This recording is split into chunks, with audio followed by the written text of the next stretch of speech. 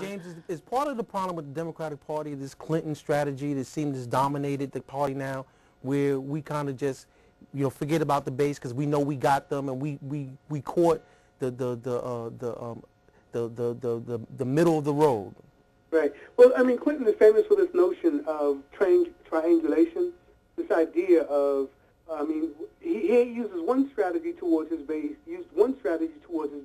when it came to campaigning and being an electioneer.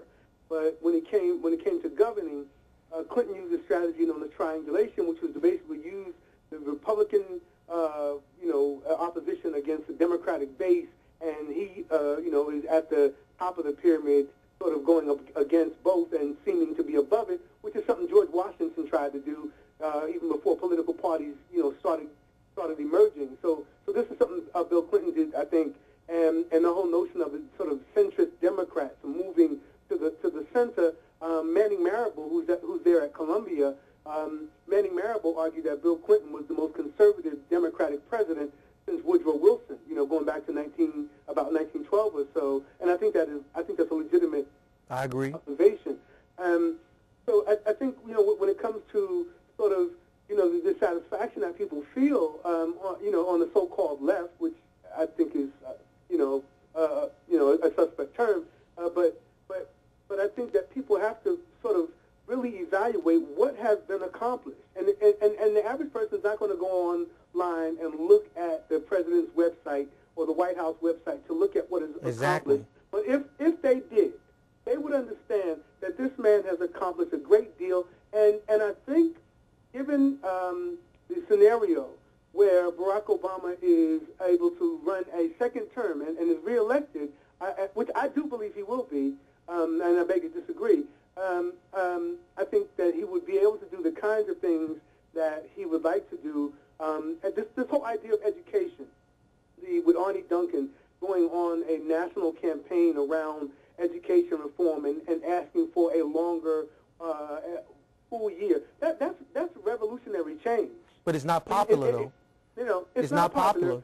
But neither, no medicine really is, even if it's intended to help you. And I think that Barack Obama is a deliberative president. I think he knows what he wants to see happen in this country and is trying to accomplish those things. And I think he's conceded the fact that he very well may be a very good one-term president as opposed to a pathetic two-term president, which we've all witnessed recently. And the guidance that the people who know better are supposed to offer should be offered. I mean, look at the gentleman who's running the Harlem Zone. He has gotten an incredible graduation rate, and all of the children that Jeffrey Canada? Yeah, that all the children going on to college and being successful, and he has that mentality. If you need more school, you're going to be doing more school. If you need more schoolwork, you're going to be doing more schoolwork. I mean, a lot of the issues that we have around education is, as you know, are the concentration on testing as opposed to knowledge itself, and those are issues that have been disregarded for way too long. But whatever the problem is, it is something that needs to be addressed as soon as possible, and whether or not children want to be in school an extra hour or two or an extra day on the weekend doesn't really matter, because they may not know the ramifications of not getting a good education in the future. Well, again, I want to get back to the whole idea of the disconnect. Because, again, we're talking about the Republicans. We're talking about the Tea Party. We see the numbers. We see that they are ready to go. They're ready to go out and support their ticket because they have articulated a message. They understand what that message is. There's big government.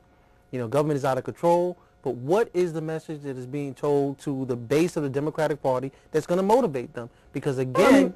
the message, I think, for some reason, they apparently have done some polling that is suggesting that if they tell the base to stop whining, is going to get the base out, because this is apparently the message lately from the White House, and including Obama himself, is basically telling the base to stop whining. I'm not sure how that's going to motivate the base to come out, but that's their message right now. And I think Obama came out clearly yesterday and said, look, don't sort of waste what we've accomplished. This has been what have we accomplished? Huh? What have we accomplished? Well, I mean, I think, again, when you sort of enumerate the specific policies around... Well, I'm not really asking that question. It's a rhetorical question. because people don't care when they can't feed themselves and their families. The jobs is the issue, and the Democratic Party doesn't get that. Yeah, people need to be working. But Maurice, we've talked before about how you can't address all of the issues at the same time. And the argument that they had a few weeks ago about whether or not he's addressing the right thing first, I think is something that, it's what's called an executive decision. He said health care, and then financial reform, and then, all these the war. I mean, he's all of these things that he's chosen how he's going to pick and address them. Now, if you want to criticize him for each of how he addresses each of them, that's fine, and then offer suggestions, which is something that the Republicans aren't doing. But what I'm saying is that you can't say you shouldn't have addressed health care first when there are people dying over that issue. We couldn't have a moratorium on foreclosures where we could stop people from losing their homes? Where's President Obama on that issue?